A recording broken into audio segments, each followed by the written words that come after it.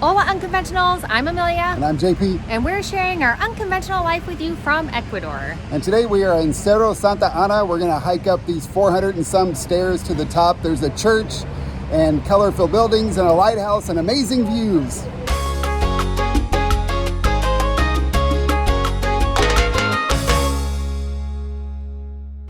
We went back to Guayaquil again to get JP's laptop and to renew my passport. Yeah, we're going to talk more about the mail-in passport renewal process for U.S. citizens, which is the only option right now because the consulate is still closed.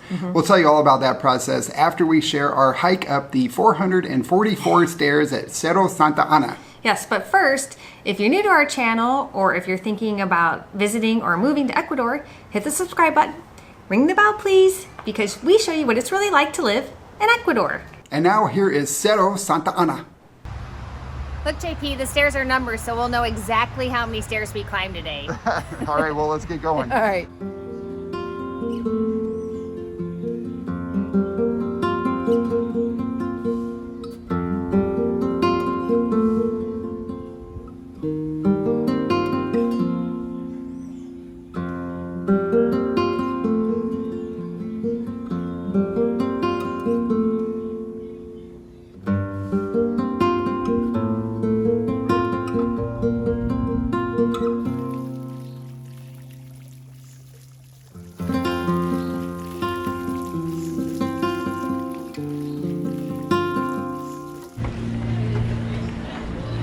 So that's what we should be doing. Running. Yeah, jogging up the stairs, getting our heart rate up, but we're way out of practice.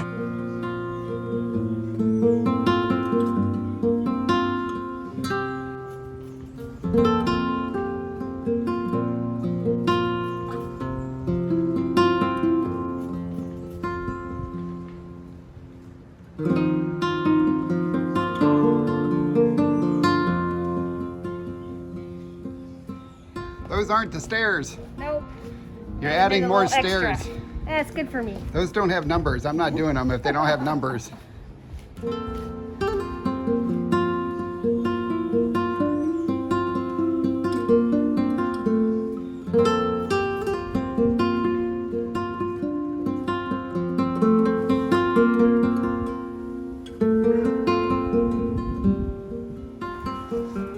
I think we're over halfway. No, it's actually pretty easy. There's so much to look at. It's distracting me from the stairs. Yeah, it's a lot easier than Turi. It is. Well, we're a lot lower altitude. Yep.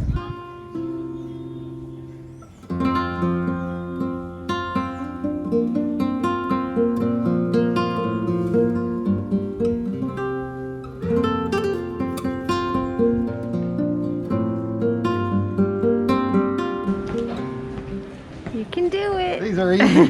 They are Compared easier. to Turi. I know. So easy. And boy, so- what a gorgeous day. It is beautiful out. The sun is out. Kids are playing. There are cats everywhere. It's awesome. It is awesome.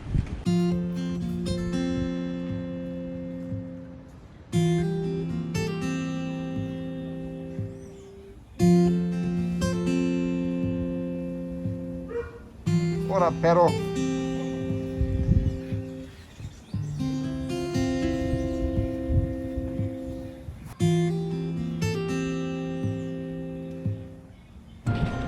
This is a scenic view. I'll say.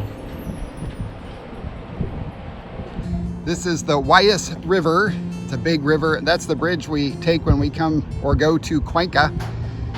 Man, this is a huge river.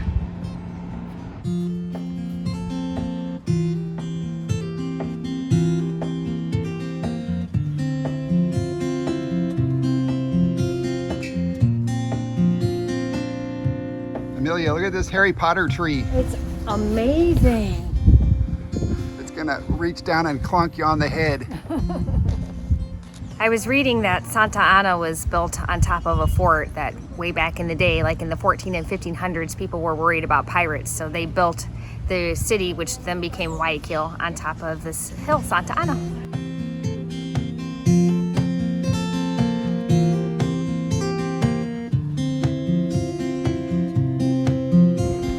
That's a big anchor. I'll say, my gosh. I think that could hold you down. Yeah, I think.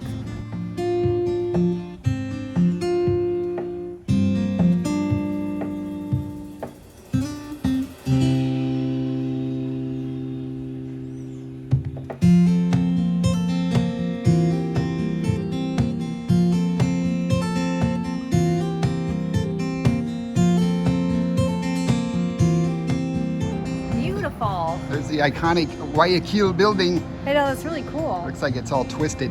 It's a twisted building. I think that was intentional. Oh, wasn't it? Was it caused by an earthquake? No, I don't think so. That right out there is San Borondon. We went there in a previous video. We're almost to the top. 444. 444. We can do it. Wow, she's still got energy. Yeah, because this is really easy. This is not There it is. The end. El fin de las escaleras. All right, guys, tell us, what is the significance of this guy? We've seen him in other places here in Guayaquil with people getting their pictures taken. So what does it mean?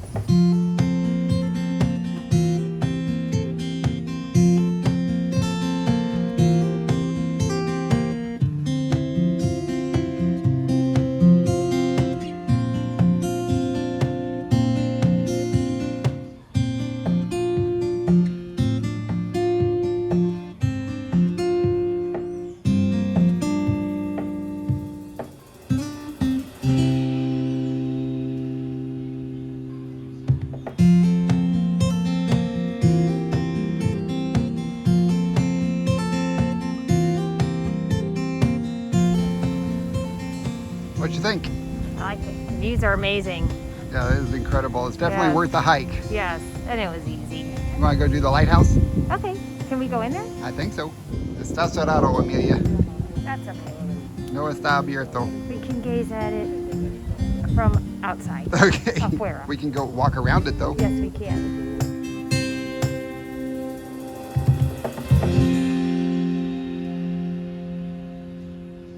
Don't fall off. First step's a doozy. Looking at the boats, it looks so peaceful out there, doesn't it? Oh wow, that's a big one out way over there. Yeah. Kind of hard to see it from this far away, but wow, it's incredible up here. It really is. All right, I think we're gonna head back down the stairs now. You ready to go, Amelia? I'm ready. All right, vámonos.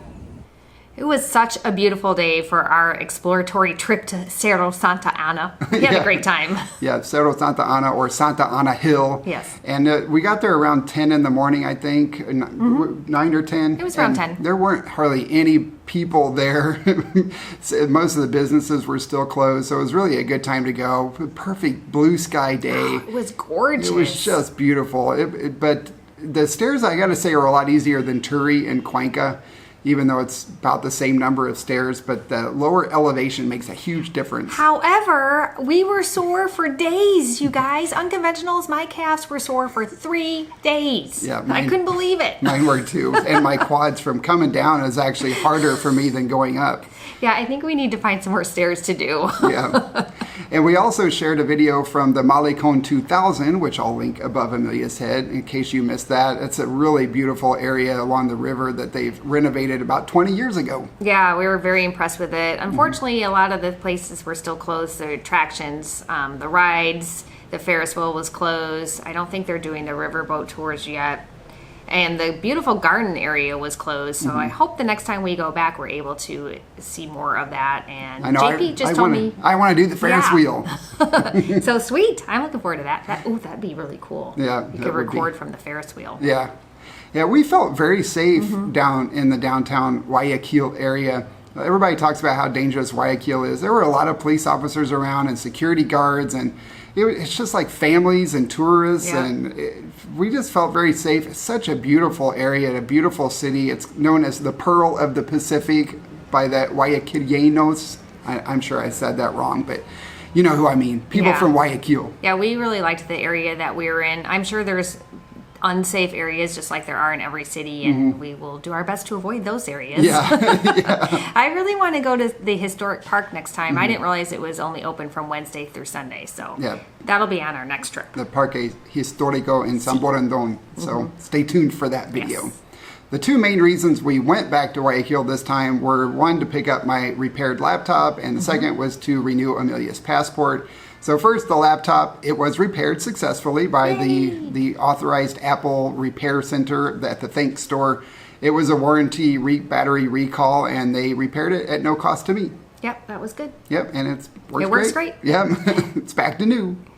Yes, no complaints. Yep, and also the passport. So the passport renewal process, when I did mine last year, we went into the consulate in Guayaquil and did it all in person. But the consulate is not open to foot traffic. Correct. I'm sure if you have an emergency, it's open, but they are not allowing you to drop off your passport in person. So we had to use the DHL service. And if you follow the links on the U.S. Embassy Ecuador website, it walks you through the whole process. So we had to go get my passport photo taken. And we were able to do that in the Fiji film store in Mal del Sol. Fuji, not Fiji. Not Fiji, it's in the water. Fuji as in the film. Yeah. Sorry, Fuji. Yeah, and those passport photos, it took like 5 minutes, and it cost $13, though. That was pretty pricey. I think we only spent $3 when we went in Cuenca. Well, they gave me 6 photos. I don't know what I'm going to do with 5 other passport photos, but Yeah, me either. now I have them. I don't know. It is what it is. Guess we could do a giveaway. Yeah, giveaway right. of Amelia's passport photo. Yeah, nobody's going to want that, JP. So in Cuenca, we were able to print off the application at the Fuji film store in, what's the name of that, Millennium Plaza? But here they did not they wouldn't print anything for us. But there was a place called Cybertech in Mal del Sol, so we just went down there and with our little thumb drive, and they printed off the application. They also made a color copy of Amelia's passport, which is also required for the application. Right, and then we had to get a cashier's check. Oh wait, though, that only cost like $1.25. I think it was $1 for the color copy, and then 25 cents for to print the application, or maybe it was $1. No, it was like you're right. It was $1.25. Okay, yeah, so it was pretty cheap. Yes. And then we had to go get a cashier's check. Yes, we had to get the cashier's check, and that was more of a process. So we went to JEP. Bug. And we have an account there, and... To where? JEP? JEP? Yes. And they sent us to the teller first, but we didn't realize until after the fact that we probably should have filled out a slip and then made it out to the U.S. consulate, or I think it's the U.S. dispersing office. Yeah. Anyway, it took about an hour, and we ended up working with one of the people there in the services department. Like the account managers where you go. We had to sit. Actually, we only sat for like 20 seconds. He's like, come up. Yeah. And he spoke English, pretty good English. As between our Spanish and his English, we were able to communicate. And it's called a cheque de gerencia, it translates to management check. It's not called a caja or cheque de caja or a cajero.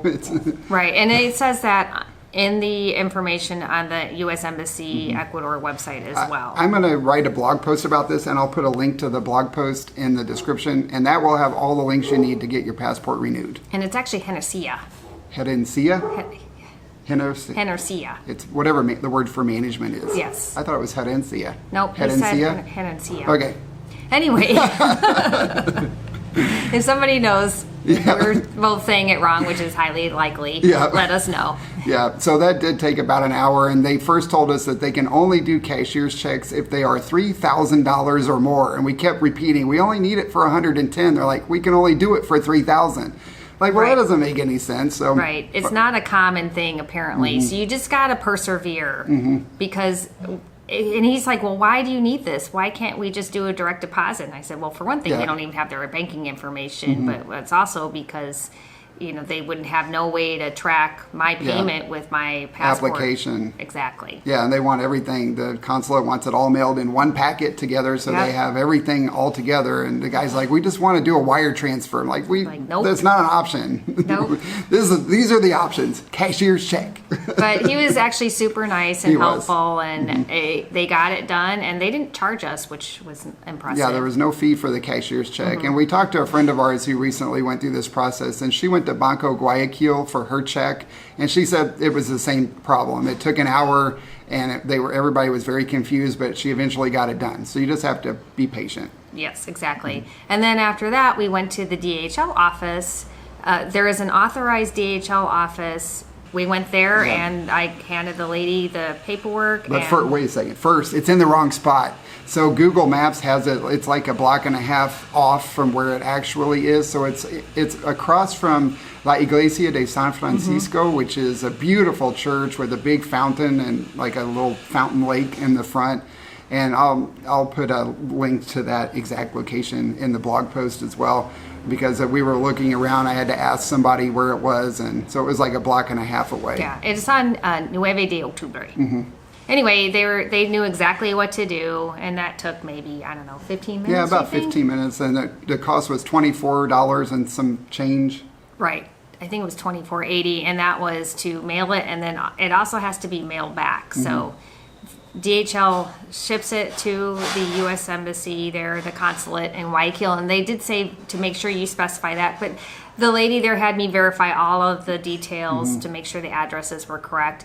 And then I have my return paperwork, a copy of that. So they've already created a shipping label to ship my passport once it's renewed, to ship it back to a different DHL office where we go pick it up. Yeah, and she had to ship her passport. So what was it? It was the cashier's check, the passport photo, the application, and your original passport. Correct. Is that it? That is it.